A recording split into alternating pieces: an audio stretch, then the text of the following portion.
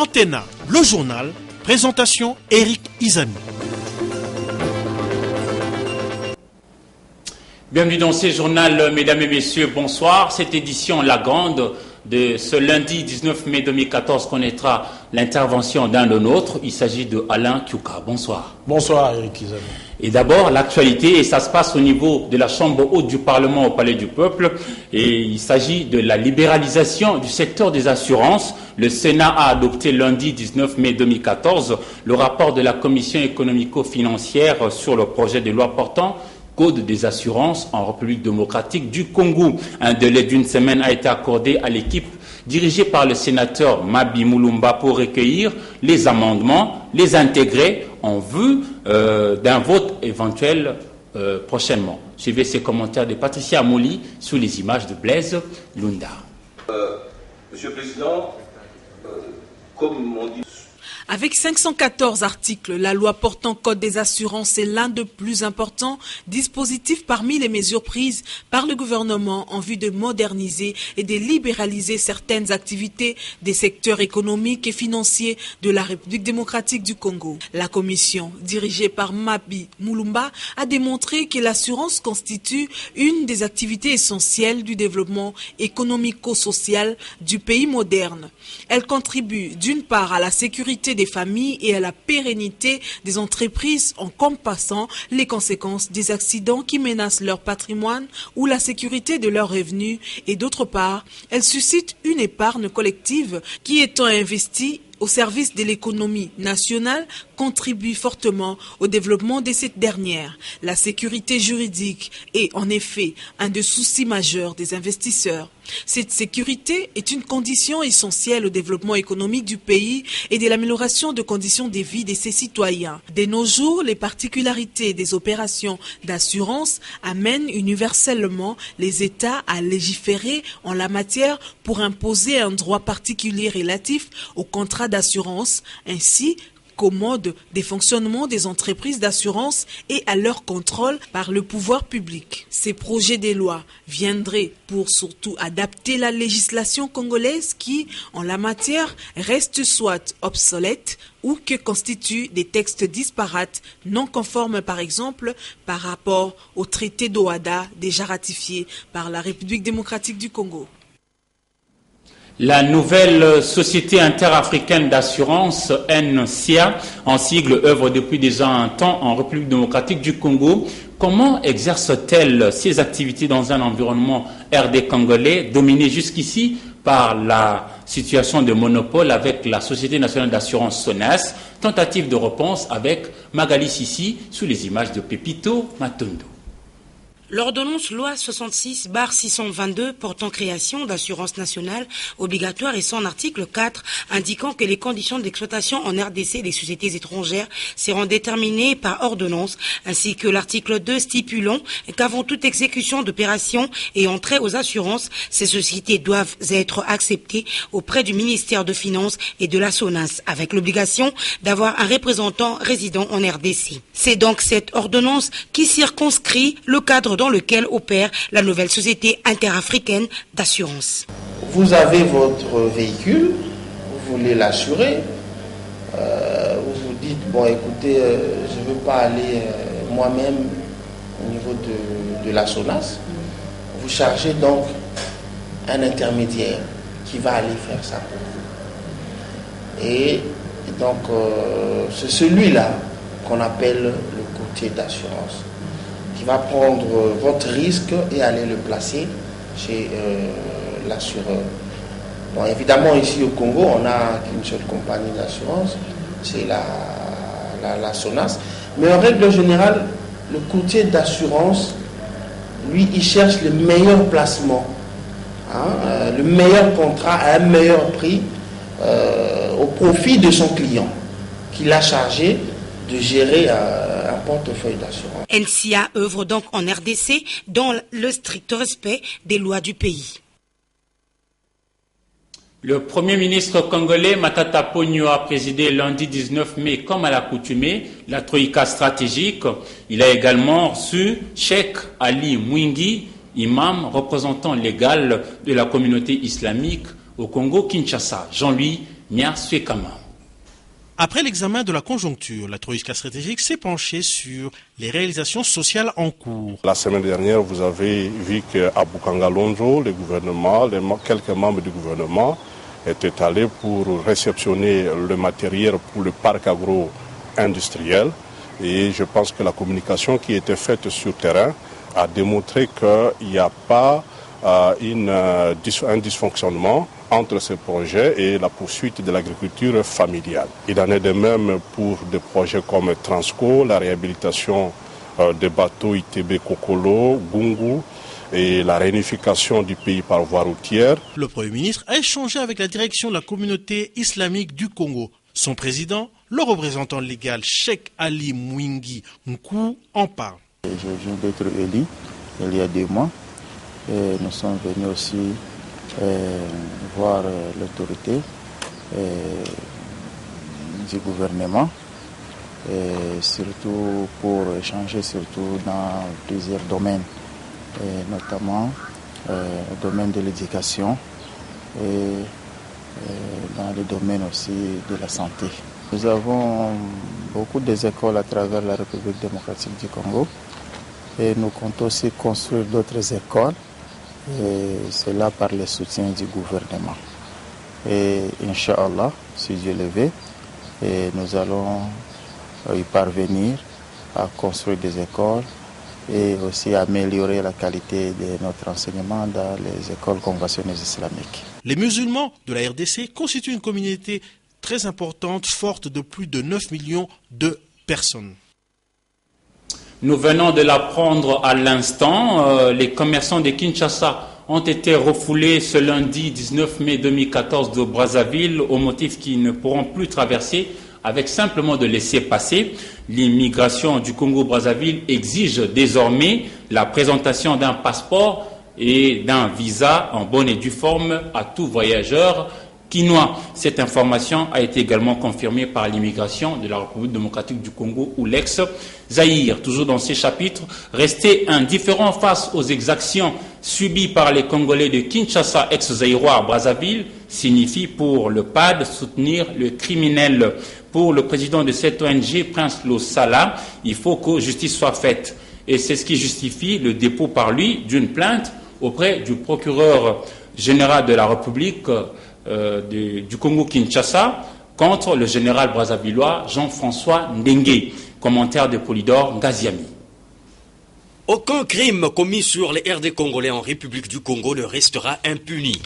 C'est pour cette raison que le président de l'ONG Positive Action African for Development, PAD, est allé déposer sa plainte auprès du procureur général de la République pour que ce dernier la dépose à son tour à la Cour pénale internationale.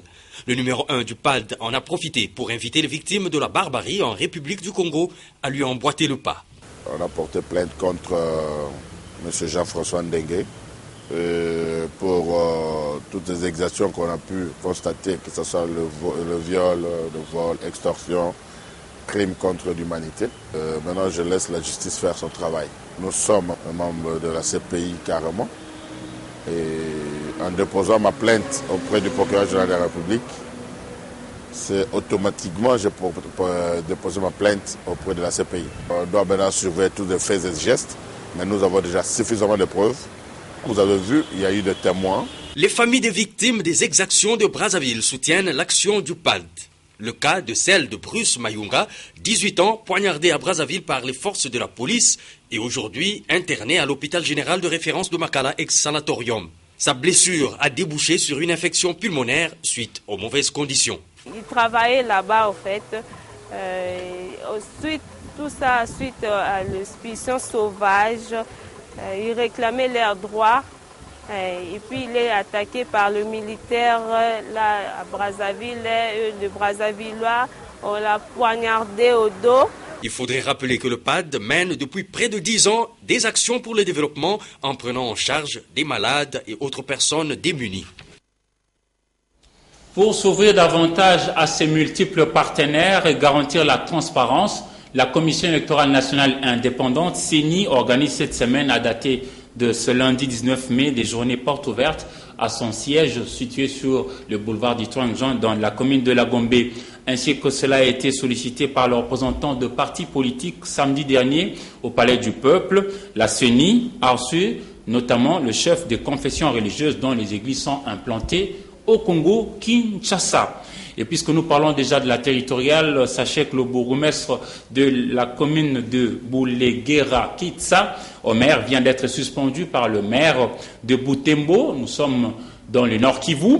Le maire, dans un arrêté rendu public, reproche au bourgmestre d'avoir utilisé les radios captées sur place pour annoncer l'arrestation d'un sujet rwandais, un certain Joseph Kabarebe, une maladresse qui lui a valu une suspension à durée indéterminée.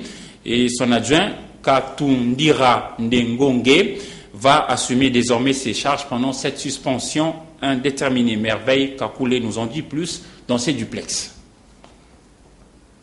13 mai, Kasereka Kitsa Omer, bourgmestre de Bouleguera, passe sur la voie des ondes. Il annonce l'arrestation des sujets rwandais, s'exprimant en français et anglais, et qui seraient venus de Madagascar via le Burundi, en partance pour la ville de Beni, à la recherche d'une femme, on ne sait pour quel motif. Remercier les jeunes de Vatolia Mutiri pour avoir mis la main sur un certain Joseph Kabarebe, fils biologique de James Kabarebe, actuel ministre de la Défense du Rwanda. C'est depuis hier qu'on a mis la main sur lui. On nous a alerté, il est dans les cachons de notre commune. Je suis heureux parce que toute la population, la jeunesse, est en train de travailler avec professionnalisme, avec aussi détermination, tout en évitant des dérapages dans leurs actions. C'est cette déclaration radiodiffusée qui a coûté la suspension au bourgmestre de Bouleguera, Kitsa Omer. Dans son arrêté, le maire Sukumivasa Kamakala note qu'à sa qualité de bourgmestre, Kitsa Omer s'est donné l'audace de propager des fausses informations aux chaînes de radio locales de la ville de Butembo qu'il aurait arrêté M. Joseph Kabarebe James alors qu'il détient des pièces qui lui permettent de circuler librement. L'incriminé s'est arrangé d'agir ainsi sans en informer l'autorité urbaine, son chef direct, moins encore les services spécialisés de sécurité dans l'objectif d'inciter la population à la xénophobie. Kitsa Omer a failli à son devoir de protéger tout citoyen congolais étranger en ordre en s'illustrant par une arrestation arbitraire qui constitue à son tour une infraction flagrante. Il a, dans tout ce qui précède, manqué enfin au devoir de son État, à l'honneur et à la dignité de ses fonctions d'agent public de l'État. Merveille Kakule Saliboku, Butembo, Antenne A.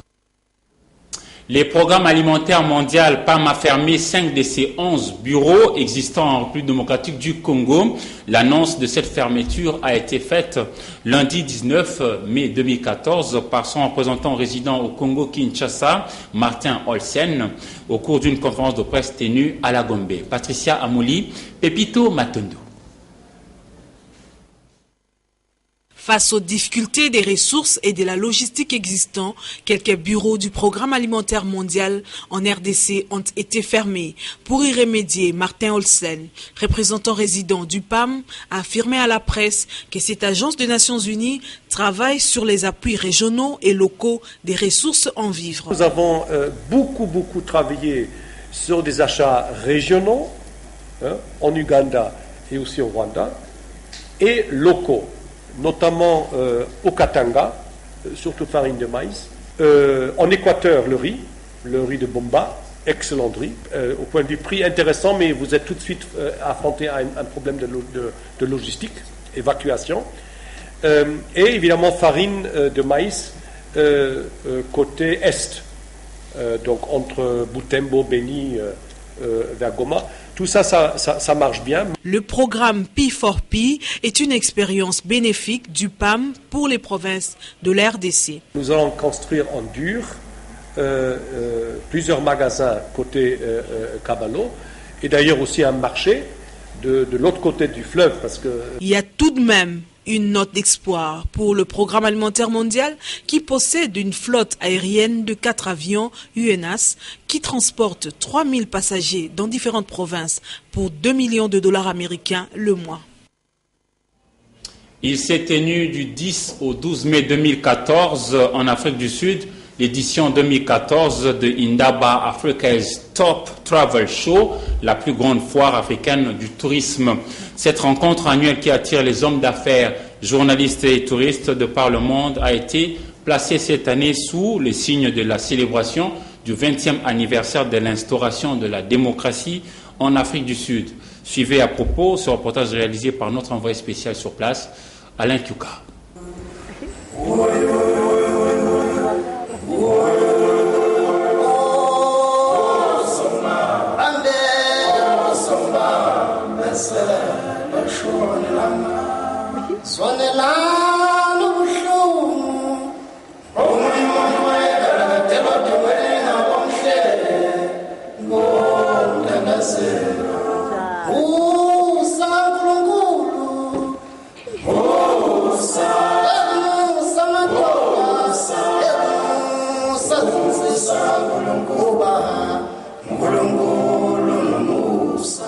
Il fallait bien s'y attendre. L'ombre de Nelson Mandela a plané tout au long de l'édition 2014 de Indaba Africa's Top Travel Show. En effet, cette année, la grande rencontre économique et touristique a coïncidé avec la célébration de 20 ans de la nation sud-africaine en tant que démocratie. Cette nation arc-en-ciel qui a bien pu tirer son épingle du jeu dans le concert des nations. En 20 ans, l'Afrique du Sud a fait des pas des géants, notamment grâce au tourisme. Elle est devenue l'une des destinations les plus prisées au monde, si pas une destination de rêve. Et les chiffres avancés par le ministre sud-africain du Tourisme, Martinus van Schalkwyk, à l'occasion de Indaba 2014, sont extrêmement encourageants. Tenez, par exemple, en 2012, l'Afrique du Sud a accueilli près de 10 millions de touristes, de quoi générer des recettes considérables en termes de milliards de dollars.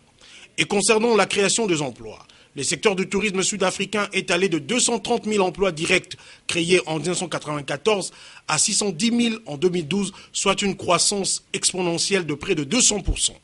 Indaba, ce ne sont pas que des discours. C'est aussi et avant tout un show, une monstration ou mieux une exhibition.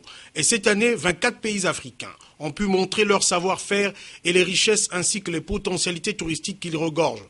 Plusieurs d'entre eux ont été représentés au niveau ministériel, ce qui a bien sûr réjoui Thulani Nzima, Chief Executive Officer de South African Tourism, l'agence nationale sud-africaine de tourisme. Sa tour veut faire de Indaba une vraie plateforme panafricaine pour vendre l'image de l'Afrique à travers le monde, une sorte de vitrine pour attirer plus de touristes, non seulement en Afrique du Sud, mais dans toute l'Afrique réputée terre d'accueil et d'asile. Here I was born, in the echo of thunder that rolls across the silent plains. Le Congo-Kinshasa, qui est également membre de la SADC et du Retoza Regional Tourism Organization of Southern Africa, a été cette année parmi les exposants. Et la ville de Kinshasa, représentée par son ministre de Culture et du Tourisme, a été d'un apport considérable pour faire rayonner l'image du pays au cours de cette rencontre à la fois économique et touristique. Encore une fois, Alain Kyuka. Parmi les 24 pays africains qui ont pris une part active à Indaba Tourisme 2014, il y a la République démocratique du Congo. Après avoir longtemps participé à cet événement annuel, plus en tant qu'observateur, cette fois la RDC a aménagé son propre stand où l'on pouvait admirer les richesses touristiques que regorge le pays. De quoi motiver davantage les délégués.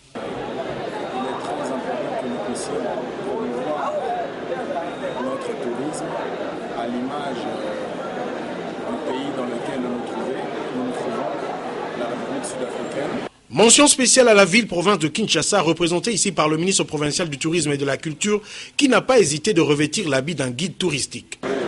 C'est pour nous une grande satisfaction, d'abord d'avoir assuré la présence de la ville-province de Kinshasa à Indaba, qui est un grand show du tourisme mondial, car les gens viennent de partout pour vendre leurs produits, leur pays, leur ville, et nous sommes venus présenter la ville de Kinshasa comme destination touristique. Nous avons eu notre place au soleil, nous avons pu présenter notre produit, donc ça ne peut qu'être un sentiment de satisfaction. Désormais, il faudra donc compter avec la capitale de la RDC dans les prochaines éditions de Indaba à Durban en Afrique du Sud. Ceci d'autant plus que le jumelage entre la ville-province de Kinshasa et la province du KwaZulu-Natal est déjà opérationnel. Et les autorités de ces deux provinces, de la RDC et de l'Afrique du Sud, veulent capitaliser ce partenariat, notamment dans le secteur du tourisme, avec la construction de plusieurs infrastructures dans l'ex-Léopoldville. Alors Alain Kyuka, vous y aviez été, Vous êtes Congolais de Kinshasa et notamment rédacteur en chef à Antenne A pour des questions diplomatico-politiques. Alors, qu'est-ce que Kinshasa devra faire pour justement rentabiliser ces secteurs restés en veilleuse pendant de longues années d'ailleurs? Bon, d'abord, il faut dire qu'il y a plusieurs préalables à remplir. Pour ne prendre que l'exemple de l'Afrique du Sud, vous savez, c'est pratiquement la 4e édition à laquelle je prends part en ce qui concerne Indaba. Vous savez, l'Afrique du Sud a joué sur le temps. C'est un gros investissement. Lorsque vous voyez les chiffres que nous avons avancés tout à l'heure, les chiffres révélés par le ministre sud-africain du Tourisme, l'Afrique du Sud, pratiquement, en 2012, a fait 191 milliards de rand, un équivalent de 20 milliards de dollars en termes de rentrée dans le secteur touristique. C'est 3 fois le budget national de la République démocratique du Congo. Mais pour en arriver là, l'Afrique du Sud a dû investir. Investir depuis 20 ans. Vous savez que c'est depuis 1994 que l'Afrique du Sud est devenue une nation démocratique. Avec l'élection de Nelson Mandela. Et Nelson Mandela avait une vision, travaillons ensemble. C'est-à-dire les Zoulous, les Kossa, c'est-à-dire les Noirs sud-africains, les Blancs, les Afrikaners, comme on les appelle, mais aussi les Métis et les Indiens. Ensemble, ils ont pu bâtir ce pays, aujourd'hui qui est le pays le plus prospère en Afrique. Donc, la République démocratique du Congo, si elle veut prendre l'exemple de l'Afrique du Sud, il faut remplir certains préalables. Notamment, je parle d'investissement. Vous avez parlé de travailler ensemble et ensuite? Oui, de l'investissement. Il faut investir. Le secteur du tourisme n'est pas comme les secteurs du diamant ou le secteur du pétrole. Vous savez, le pétrole aujourd'hui, le baril se vend à plus de $100 aujourd'hui. Vous savez, le diamant aussi, c'est du cash à la fois lorsqu'on achète. Mais le tourisme, il faut un investissement. D'abord, lorsque vous prenez des pays comme l'Afrique du Sud, ils ont d'abord mis sur pied une compagnie aérienne fiable, une compagnie aérienne nationale. On parle de South African Airways, qui est la 5e meilleure compagnie aérienne dans le monde et qui est la meilleure compagnie en Afrique, et c'est pour la 12e année consécutive. Alors, vous prenez des pays comme le Kenya, où le tourisme est encore développé, vous avez Kenya Airways. Donc, dans chaque pays où on veut développer le secteur touristique, on a d'abord une bonne compagnie aérienne, une compagnie aérienne fiable. Je salue d'ailleurs les efforts du gouvernement de la RDC, puisqu'on parle de la création prochaine de Congo Airways, pour essayer de redorer l'image de la République démocratique du Congo dans le secteur de l'aviation civile, parce qu'on avait Air Zaïre à l'époque, qui n'est devenu que l'ombre d'elle-même. Voilà. Ouais. Donc ça, c'est le deuxième préalable. Troisième préalable, il faut une éducation. Le tourisme, c'est une culture. Alors, il faut inculquer cette culture. Il faut commencer par quoi? Parce qu'ici, chez nous, même nous qui faisons aussi la promotion, quelque part, du tourisme touristique, quand vous sortez votre caméra, un policier peut vous faire de problèmes. Qu'est-ce faudra-t-il faire? Oui, vous m'avez d'ailleurs raconté un jour cette anecdote où vous vouliez interviewer une autorité et son garde du corps vous avait mis à terre. Donc, l'autorité était même stupéfaite. Vous voyez, donc ça part du mental. Il faut inculquer une nouvelle culture dans le chef des Congolais. C'est important. Notre police, par exemple, doit être une police humanisée, une police de proximité, une police civilisée. Il ne faut pas, par exemple, lorsque vous voulez prendre une photo... vous voulez à l'aéroport ou au beach, on vous dit non, je vous garde un moment, c'est un site stratégique. Justement, un voyage vaut mieux que 1000 livres, dit-on, et nos reporters sont allés accompagner les stagiaires académiques, ceux de l'IFASIC et ceux de l'UPEN qui étaient chez nous en stage, dans une randonnée du côté de Kinkole, et nous sommes dans la commune de Lansele, c'était le week-end dernier. Voyez un peu en image ce qu'ils ont découvert dans la partie est de la périphérie de Kinshasa. José Moussangana et Gédéon Lukumwena. Dans cet îlot, en plein milieu du fleuve Congo, un village de plus de 50 habitants. La vie semble être belle selon les dires de son chef. La chikwang et le poisson constituent la nourriture de base de ses habitants. Il n'y a pas de fourniture en électricité, d'où le recours au feu de bois pour la cuisson des aliments. La pirogue demeure le seul moyen de transport. Et au cas où le fleuve quittait son lit, lorsqu'il y a montée des eaux, on se réfugie sur les étalages qu'on a construits. on les fait faute de moyens.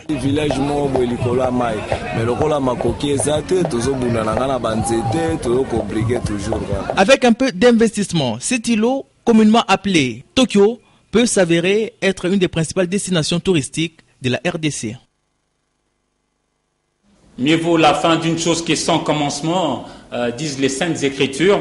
Les stagiaires académiques de la rédaction d'Antenne ont clôturé leur stage dernièrement. Et puis une excursion a été organisée pour les égayer un peu. Suivez ce commentaire encore une fois de José Moussangana et Gédéon Lukumena. Loin de leur rédaction, les journalistes d'Antena ont, à l'occasion de fin des stages académiques des futurs chevaliers de la Plume, des Lupin et des Lifasic, choisi l'îlot de pêcheurs pour se détendre. Les volets beach étaient au rendez-vous.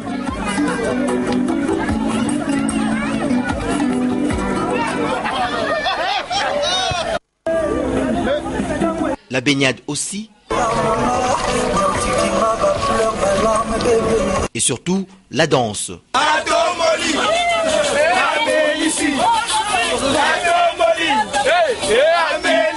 Pour lier l'utile à l'agréable, un casse-croûte était de la fête. Les stagiaires n'ont pas caché leur satisfaction. Nous avons bel et bien terminé notre stage. En tout cas, je remercie beaucoup nos encadreurs. Là, je pense à notre DG, à notre directeur des informations plutôt, donc John Ngomboa, qui nous a bien encadrés. Il y a aussi Polydor Ngaziami, il y a M. Jean-Louis. Tous, en tout cas, ils nous ont très bien encadrés. Tout est bien qui finit bien, mais il faut savoir aussi qu'après la fête finit le saint. Car aussitôt fini de célébrer cette journée de revoir, les journalistes ont regagné leur rédaction le dimanche qui a suivi.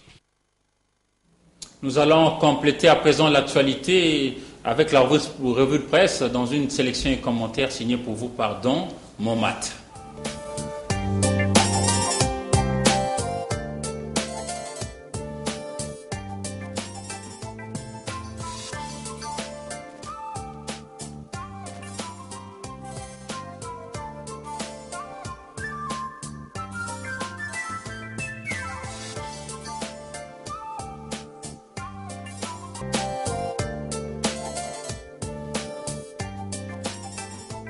Bienvenue à cette revue de presse.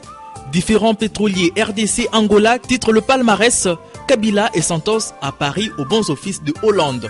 La rencontre est prévue pour cette semaine. Il sera question, écrit le confrère, de trouver un arrangement sur un territoire maritime controversé entre les deux pays en vue d'éviter l'arbitrage des Nations Unies. La référence plus en ce qui la concerne revient sur la commémoration de la libération de l'ex-Zaïre. Le quotidien note « Musée Laurent Désiré Kabila, un héritage qui fait unanimité ». Pour preuve, alors et du futur Premier ministre, Matata Pogno pour revenir à Forum de Zas serré au centre des tirs croisés des Mobutistes. Les performances réalisées par l'équipe Matata sont loin de plaire à certains politiciens, se recrutant surtout, et c'est fort dommage, dans le camp des gestionnaires de la Deuxième République. Voilà qui serait, confie-t-on, à l'origine des attaques contre le ministre délégué aux Finances, Patrice Kitebi, et par-delà contre le Premier ministre et, in fine, contre le Président de la République. Malgré cela, succéder à Matata de la vie de la prospérité serait difficile. Le journal rapporte que d'après plusieurs analystes patentés, l'escamotage de la formule classique qui consiste à désigner un informateur avant la mise sur pied d'une équipe cosmopolite laisse croire que l'actuel locataire de la primature serait en passe d'être reconduit. Non sans raison, les performances accomplies par Matata et les perspectives par lui tracées ont replacé la RDC sur orbite avec des records non égalés au départ des années 70. Projet Grand Inga, le Sénat hésite de ratifier. Ces projets signés en 2013 entre la RDC et l'Afrique du Sud contiendraient un déséquilibre qui nécessite une correction avant toute chose. Information relayée par le guide. Processus lié à la fiabilisation du fichier électoral et à la stabilisation des cartographies poursuit. Les dépêches de Brazzaville est prévu d'ici 2014. Bonsoir chez vous. Alain, apparemment, pour réussir dans le monde du tourisme, il faut savoir aussi traiter avec un profond respect nos icônes. Parce bien sûr, là, on a parlé du développement, c'est l'un des préalables également, le développement des infrastructures. Il y a les infrastructures aéroportuaires, les hôtels, mais il y a aussi les monuments historiques. Parce que lorsque vous allez dans un pays, il faut connaître l'histoire de ce pays. Ici, on avait des monuments historiques comme celui de Léopold II à la gare centrale. Ça a été déboulonné. Bon, on a dit on va replacer ça à un autre endroit. C'est important que nous puissions retracer l'histoire du pays. C'est comme ça que je salue même l'action du Premier ministre Matata qui a mis des bustes des anciens Premiers ministres. Merci, on va poursuivre. Mesdames et messieurs, c'est la fin de ce journal. Merci à vous de l'avoir suivi et